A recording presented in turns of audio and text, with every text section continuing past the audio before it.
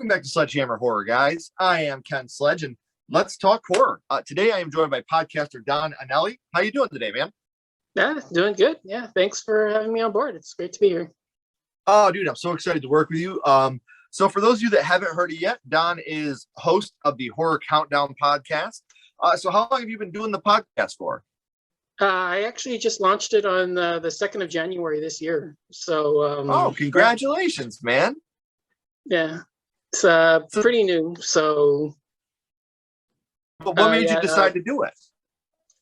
Well, it was something that I thought of doing it for a while. I had kind of joined various other shows, and I wanted to do something myself instead of one of those where I'm like, part of the group. So I initially came up with the idea during quarantine, just as, something fun to do. But we went back to work, so that kind of put the idea on hold for a while because, less time for everything.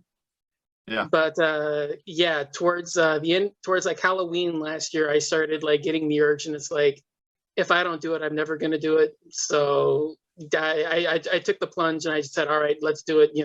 Now or never. That's awesome, man. And I'm so glad because once you do it, you start, it's just one of those things that you have a blast all the time. Like, yeah, don't get me wrong.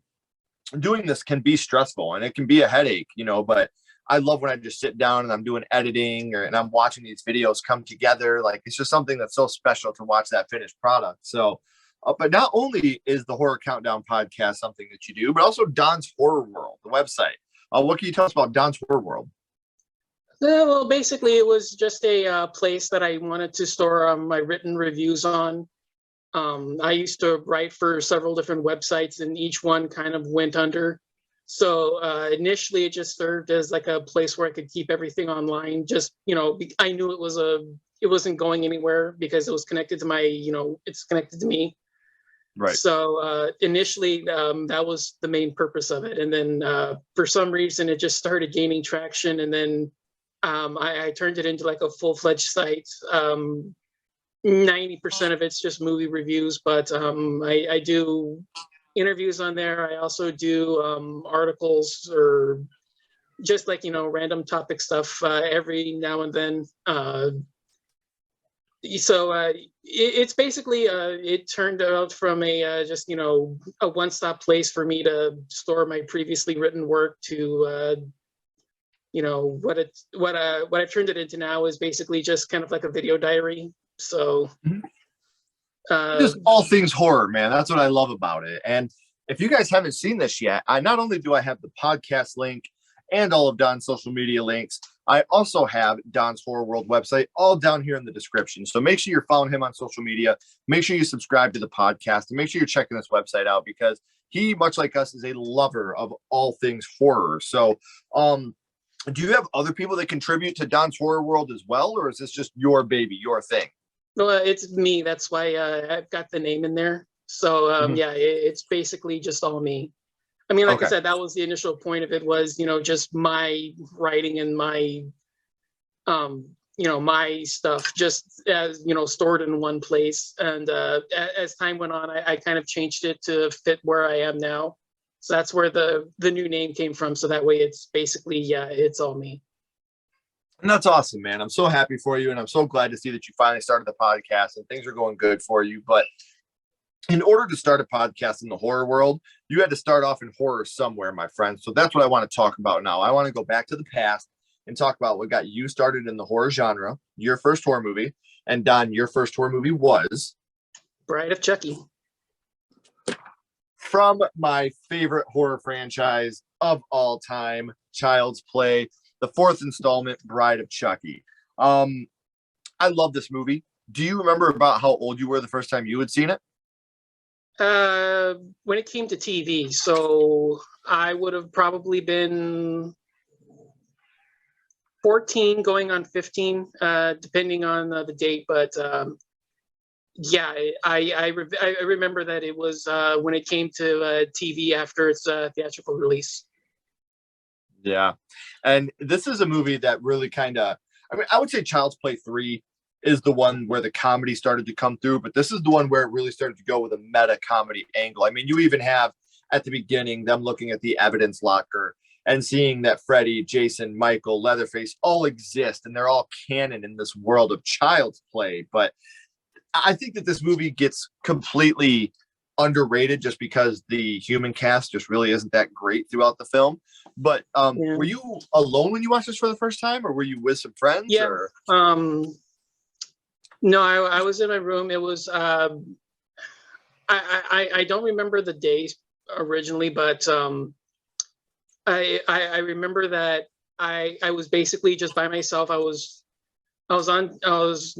doing my studies after school or whatever, and I remember that it had just premiered, or it was like the Stars premiere, or I can't remember the exact channel, but I remember I just picture a young 14-year-old Don sitting in his room like, social studies? Nah, fuck this noise. Child's Play's on. Let's watch Bride of Chucky.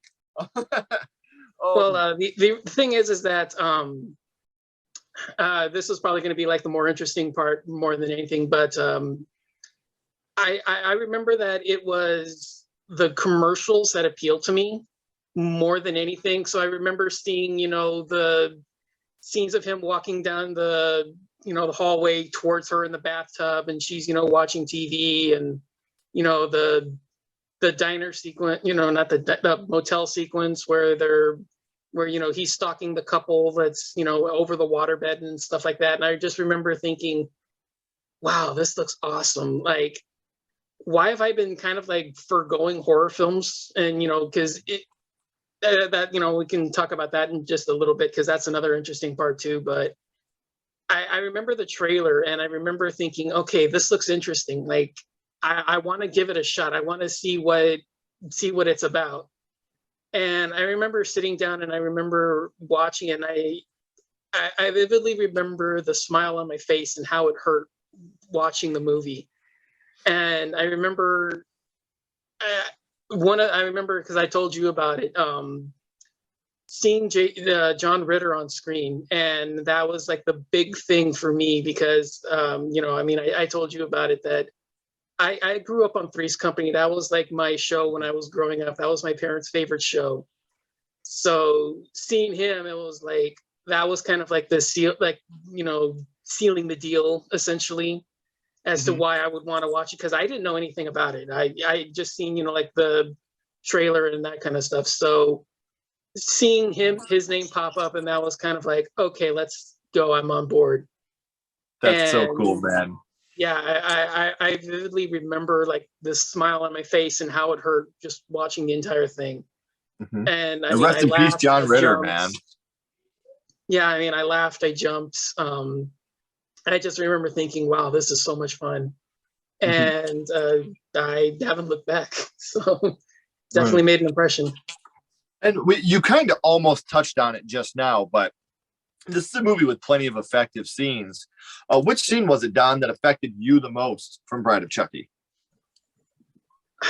The Pinhead kill. Like I said, I knew he was in the film, and I didn't, I'm like, I'm just a naive kid. I have no idea what any of this stuff is going to do. So the scene where he's sneaking into the van and he sees the dolls on the table, and it's like, oh God, what's going to happen now? I'm preparing for a jump, because I know that, horror film, they're going to spring to life and do something. So I'm sitting there and I'm like, okay, who's going to pop first? And all of a sudden Tiffany does her thing, and then he looks at her, and then Chucky does his thing and he snaps the wire, and I'm like, what the hell? And then all of a sudden just the nails fly out, and you see like the nails flying towards the camera, and it's like, oh geez. Oh yeah. And I remember jumping at that, because I didn't expect like that one little second clip of the nails coming towards the camera. And all of a sudden you turn around and you see like all the spikes on his face, and I was like, oh my God, they killed John Ritter. Yeah. And then you have the obviously super meta scene of, why does that look so familiar? That's what I'm saying. I didn't know that's what it was, because I didn't get the joke until much later, because I didn't know who Pinhead was. But yeah, it's one that it's kind of I got the joke later once I realized what it was. Because at the time I thought, what the hell is that supposed to mean? Because I Right. thought it was one of those, like, he was referencing a kill he had made as Charles. Because I figured, okay, that's how he knew to do the thing with the airbag setting off the nails. Because Right. he never says the plan. He just says, follow my lead. Mm-hmm. So I figure that must have been a reference to something he did, as Charles, or something. I don't remember like what it was, but I thought that was like the joke, was that he was referencing a kill of his, not referencing like the meta thing of Pinhead. So it kind of went over my head initially, but once I figured out that it was a Pinhead reference and like a horror thing, I definitely got what it was going for. Right. And it's one of those things where the older you get, you see these things happen. They go over your head when you're a kid. You're like, oh my God, that's fucking brilliant. Like, that's so awesome. It's so smart. So we know which scene it was that affected you the most, Don. But what would you say your favorite scene from Bride of Chucky is? Oh, that's a good one. It's hard as a 14-year-old not to say anything with Tiffany Shepis performing the ceremony. Her striptease, laying the salt down, trying to get the doll to move. As a 14-year-old kid, it's awfully hard not to overlook that. Right. No, I completely agree. And yeah, that was, like I said, as a 14-year-old, that's definitely something that kind of sticks with you. As of now, I would probably go either the shadow sex scene or the fight at the end between the two of them, where it's the people in costumes and the overhead shots that are, doing all the like the intricate fighting and stuff like that. Yeah. So yeah. And another thing about this movie, like, you're talking about Jennifer Tilly, and you had the scene, you almost alluded to it earlier, where Chucky is, pushing the TV as she's watching Bride of Frankenstein, and he pushes the TV right into the bathtub, and you have Jennifer Tilly, which I would have loved to have had more Jennifer Tilly in it, as Jennifer Tilly, but it is what it is. I love her as Tiffany the doll too, but that's another scene for me as a kid that was just like so dark and so scary. She's sitting there crying, drinking, watching this movie, and then the TV just gets pushed right into her. So that leads me into my next question. We talked a little bit about the John Ritter kill, and now we talked a little bit about Jennifer Tilly's, but which kill from Bride of Chucky is your favorite of the film?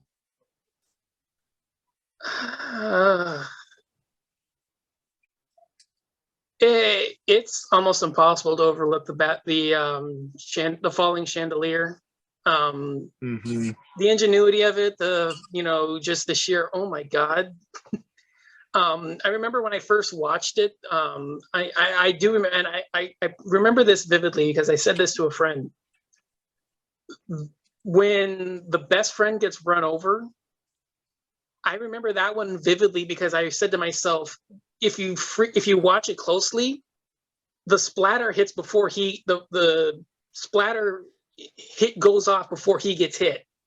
So you can see that there was like a small little editing goof there. So I remember that part vividly, but yeah, like I said, it's just so hard to not, take the the falling glass. When you have the mirror up there and Tiffany throwing that champagne bottle to break it. Yeah, again, you're right. Such a great kill, and ingenuity. It's very. I totally agree with you there. That's amazing. So, Bride of Chucky is a part of a franchise, like we talked about at the beginning, Child's Play, and this is my favorite horror franchise of all time. I don't think it's the best, but it's my personal favorite. I find enjoyment in every single one of these films from top to bottom. But in the Child's Play franchise, which film is your favorite of the franchise? I have a lot of personal connection to this one because, like I said, it's my first, but I'm not, I don't own enough rose-colored glasses to make me say that it's better than the original. I would probably say that one if I was being like honest with myself as one, a movie watcher, but also like a legitimate critic or something. It's impossible to say that the original is not the best. Like I said, the personal connection to me will probably make me say this one, but yeah, I would, I would probably say as a fan and as a movie critic, I would probably go the original. And you can't go wrong with the original. Me personally, I will now and forever and always say Child's Play 3 is my favorite. There's just something about that movie that is so special to me. It just means the world to me. It will forever be my favorite in this franchise. So we talked about your first horror movie, which was Bride of Chucky, and how much that means to you. But now, Don, I want to throw a curveball at you. My little buddy Ghostface here has a question for you. What's your favorite scary movie, Don? What is your favorite horror movie of all time? Zombie. Oh, nice choice, man. Lucio Fulci, Zombie.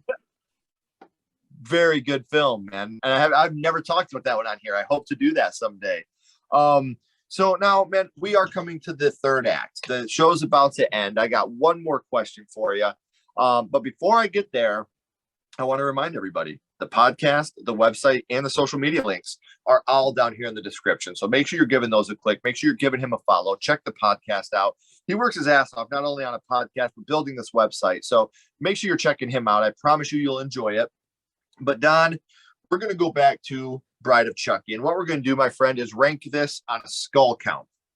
Now, we're not being correct. We're not judging it on production, acting, score, direction, none of the above. What we're doing now is strictly judging this movie on how much it affected you. So 0 skulls being the worst, 5 being the best. You can use half and quarter skulls anywhere in the middle. What would your ranking of Bride of Chucky be? I would easily go like 4.5. I had so much fun with it. I would probably go a little higher, like I said, if I was aware of a lot of the meta jokes. Sure. Yeah, like I said, if I would have been aware of that, I probably would have given it a little higher. A lot of the road trip scenes kind of play off a little dull. A lot of the, the Jade and Jesse romance stuff is just, not really that interesting. So, I mean, that kind of, drags like the middle of it down where they're trying to, do their thing while, Chuck and Tiffany are in the back laughing at everything. But yeah, I had so much fun with it. It's atmospheric, it's creepy, it's got some great tense moments. Kills are fun, great gore. It's a blast. So I can't be too hard on it. So I'd have to be honest with myself and say 4.5.